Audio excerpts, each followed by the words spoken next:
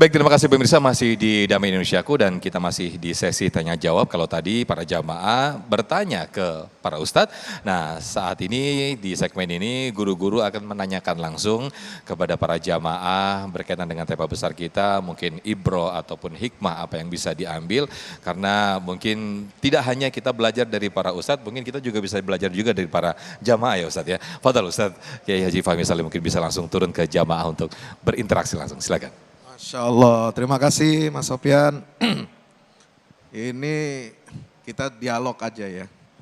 Kita pengen banyak mendapatkan insight, masukan-masukan dari jamaah. Pengalamannya ketika mendapatkan musibah. Siapa saya mau tanya? Oh Bapak ini aja deh, ya. Bapak siapa namanya Pak? Pak Mahyar Musa. Umurnya berapa ya? 72 tahun. Oh, enggak kebalik. Enggak. 27 gitu ya. Masih kelihatan muda ya Ustadz ya? Insya Allah. Masya Allah. Buat istrinya dianggap 27. Awet muda. Iya. Pak Mahyar, ini Oke.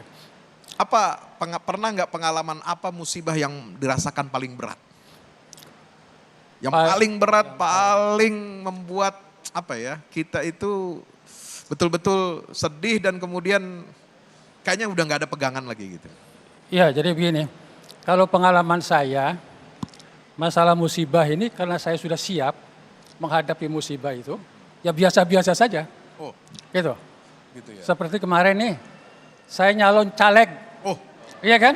waduh. Kalah, Pak. Kalah. Masya Allah. Udah Ini berapa kali? Enggak apa? musibah ini Udah berapa kali jadinya. Dua kali. Musibah. Dua kali nyalek nggak pernah menang? Bukan, 2 kali nyalek di Provinsi Banten menang 2 kali.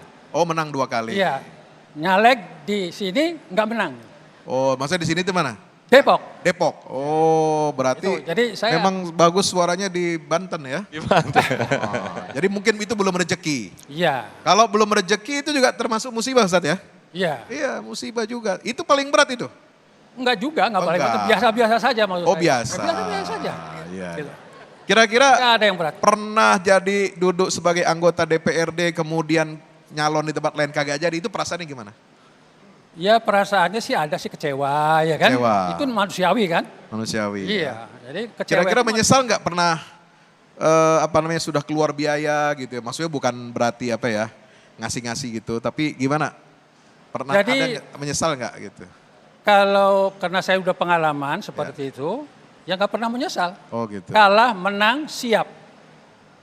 Itu. Jadi harus siap menang, siap kalah. kalah. Nah ini pelajarannya. Iya. Jadi kalau dapat musibah, ya kita nyalon, bukan nyalon ke tukang salon, ya. Kemudian kita menang, alhamdulillah kita gunakan jabatan kita, posisi kita itu untuk ibadah, melayani masyarakat, ya. Kemudian amar ma'ruf nahi mungkar.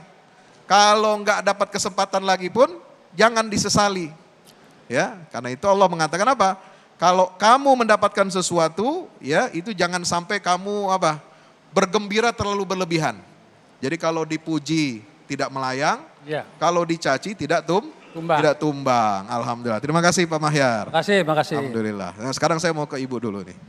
Ibu-ibu kira-kira, ini ibu-ibu nih banyak pengalamannya ini. Tapi biasanya keluhannya keluarga, anak atau suami. Musibahnya nih apa nih yang pernah Ibu alami? Yang saat ini saya alami Pak Ustadz, kebetulan kakak kandung saya, Ah, 2 orang dalam waktu bersama, dalam waktu 40 Berdekatan. hari. Iya. Meninggal. Dipanggil yang kuasa Pak panggil Ustadz. Allah Subhanahu Wa Taala. Kenapa? Waktu musim COVID atau bagaimana? Yang pertama waktu 3 hari bulan puasa. Oh kemarin ini, bulan puasa kemarin? Iya, Masya Allah. kakak saya di Medan. Terus yang kedua seminggu lebaran, Seminggu lebaran. mbak saya di Setelah lebaran? setelah atau sebelum? lebaran seminggu. Oh setelah Iya, habis lebaran seminggu. Iya Pak Ustadz, itu yang kami rasakan. Kebetulan kami jaraknya berjauhan, jadi jarang ketemu. Jadi rasanya suatu kehilangan yang berat sekali buat kami Pak Ustadz. Kehilangan gitu Iya ya. Pak Ustadz. Jadi biasanya kalau kehilangan itu, saudara berarti kalau dia merasa kehilangan ya besar sekali, berarti hubungan emosional begitu dekat ya? Iya Pak Ustadz. Hubungan benar. dengan saudara ibu itu. Iya benar Pak Ustadz. Walaupun kami jauh tapi kami kan Apa yang teringat dari Kakak, bro. 2 kakak ini? banyak Pak Ustadz, namanya kakak beradik satu darah ya Pak Ustadz. Banyak kenangan yang nggak bisa dilupakan. Ya, tapi bisa juga kan namanya hubungan kakak adik itu nggak selamanya bagus ya, nggak selamanya mulus. Ada kemudian masalah-masalah di dalam keluarga ya, itu juga bisa menjadi batu ganjalan. Itu nggak pernah ada masalah, Alhamdulillah Pak Ustadz. akur-akur aja. Ya ada sih konflik-konflik dikit aja tapi biasa aja terus gitu. Tapi bisa kami selesaikan. Gitu, Pak Subhanallah. Ustadz. Ya jangan sampai nih kalau kita menghadapi musibah di dalam keluarga, hubungan antar keluarga saudara, ya itu jangan sampai kayak cerita Nabi Yusuf, jamaah ya. Tahu cerita Nabi Yusuf gimana? Ya, kenapa Nabi Yusuf itu dijeblosin ke dalam sumur? Kenapa? Karena iri, dengki. Nah ini nggak boleh. Sesama saudara itu nggak boleh ada iri, nggak boleh ada dengki. Ya, kita harus jaga betul hati kita nih. Amin. Ya, kalau ujian di dalam keluarga dengan saudara aja kita nggak lulus, bagaimana kita bisa lulus? Ya, ujian menjaga hati supaya tidak iri, tidak dengki dengan orang lain. Ya, tapi ingat hubungan dengan saudara keluarga ini itu harus akhirnya baik. Amin. Apa kata Nabi Yusuf? Qala la tathriba alaikumul yaum.